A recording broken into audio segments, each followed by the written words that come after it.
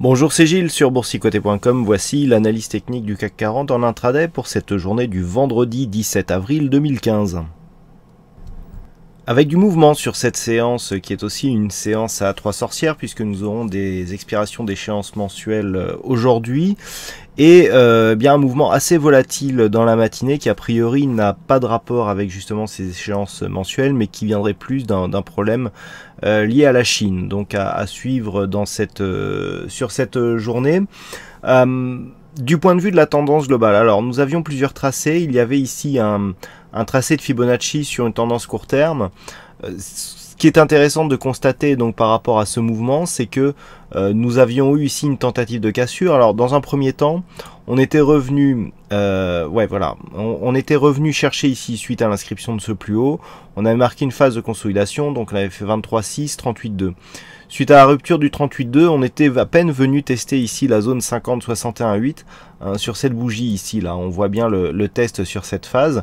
Les cours sont redescendus ici avant de remonter. Il y avait une tentative de cassure ici sur cette phase qui avait avorté et donc on avait conclu à une phase de neutralisation. Alors la neutralisation est confirmée sur le biais court terme puisque sur ce mouvement nous avons ici donc rupture de la zone 50-61,8 et on vient marquer un retracement total par rapport à cette base ici qui était déjà tracée. Donc on a ici une neutralisation de la dynamique court et court terme. Maintenant ce qui est intéressant de comparer sur cette tendance, eh bien c'est d'un point de vue un peu plus moyen terme, en tout cas sur une échelle de temps un peu plus large. Donc on va supprimer ce Fibonacci pour un peu plus de clarté et donc on va se reporter sur une tendance plus large. Alors je vais revenir sur des niveaux tels qu'ils étaient précédemment. Je vous rappelle que nous avions ici une zone assez intéressante à 5010 points et donc on va faire partir le retracement de Fibonacci à partir de ce point bas pour bien rester sur la tendance directe et on va venir donc sur le plus haut sur le plus haut de cette tendance ici. Et donc ce que nous pouvons constater, c'est que d'un point de vue global, donc on voit bien ici le tracé de Fibonacci, eh bien nous avons donc des cours qui viennent ici, qui cassent le retracement des 23,6. Alors à noter que ce retracement des 23,6 était juste sous le support des 5214, c'était une zone définie 5210-215 qui a bien joué là ces derniers temps. On avait eu une approche dès ce matin, donc on était venu tester ici ce retracement des 23,6 et donc sur la rupture, on vient directement chercher ici le retracement des 38,2 et tester très rapidement la zone ici 50-61,8. Cette zone 50-61,8, c'est donc cette phase de marché que je vous ai commenté en direct sur le chat. Et je vous ai dit, il n'y a pas encore de retournement d'un point de vue plus global, puisque on n'a pas dépassé le retracement des 61,8% de Fibonacci. Alors si on cassait cette dynamique, comme nous l'avons vu sur une tendance un peu plus courte, l'objectif serait ici la zone des 5000-5010 points pour un retracement total. Alors attention, j'avais tracé ces données sur du futur. Il va y avoir des décalages puisque sur le passage de contrat au contrat mai qui se fait aujourd'hui, il y a un écart de 61 points avec le cash qui est lié au versement donc il y a un peu de repos aussi, mais au versement des dividendes qui sont liés jusqu'à la prochaine échéance, donc celle qui aura lieu au mois de mai. Donc attention puisque ce décalage variera tout le long du mois pour arriver à 0 le jour de l'échéance. Donc nous avons ici une attaque, on attaque la zone 50-61,8, on rebondit sur une zone qui était déjà identifiée, 5167, qui est aussi le retracement à 38,2% de Fibonacci.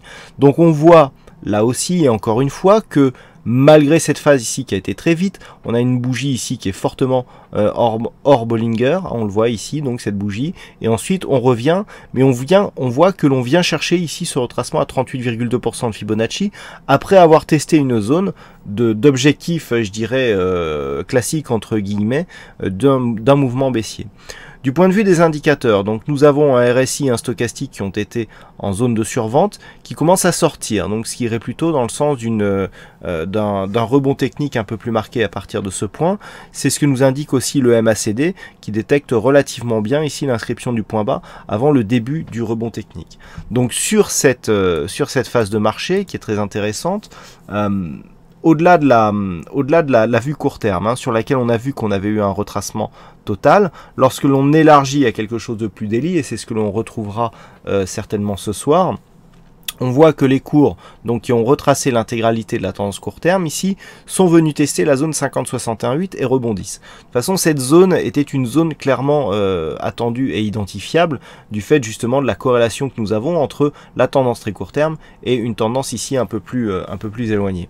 Donc cette zone devrait être confirmée comme zone de support. Toutefois, sur une pression baissière, si cette zone venait à céder, comme je l'ai indiqué, donc nous aurions un objectif dans la zone 5000-5010 points pour un retracement total. Je parle ici en cotation cash, hein, et donc on aurait ici un retracement total de la dynamique.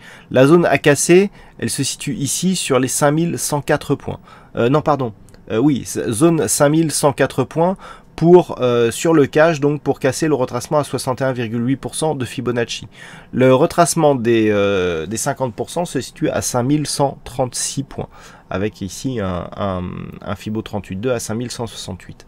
Donc tant que l'on ne casse pas ces zones, il est possible que l'on assiste à une neutralisation du B court terme, mais qui n'entraîne pas de retournement de tendance, en tout cas actuellement, sur la vue daily. Toutefois, ce qu'il faudra remarquer tout de même, c'est que nous avions ici une zone de support, hein, qui délimitait bien la tendance. Je vous en avais parlé mercredi dans mon analyse intraday, qui a été cassée ici hier, et donc le mouvement que nous avons aujourd'hui quelque part fait suite à cette dynamique, hein. Et d'ailleurs on tracera le Fibonacci. Alors là, pourquoi j'ai pris ce point ici et pas celui-là?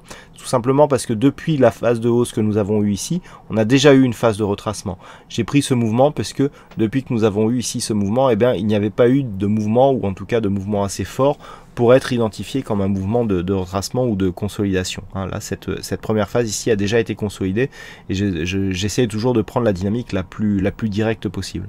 Et donc, nous avons ici des points qui sont relativement significatifs, hein. Donc, les points à surveiller sont liés au retracement de Fibonacci, et il faudrait donc repasser au-dessus de cette zone ici des 5206-214 pour réenclencher un mouvement haussier. Donc là, on en est relativement loin, mais bon, si nous avons une phase d'accélération dans l'après-midi, c'est cette zone qu'il faudra surveiller.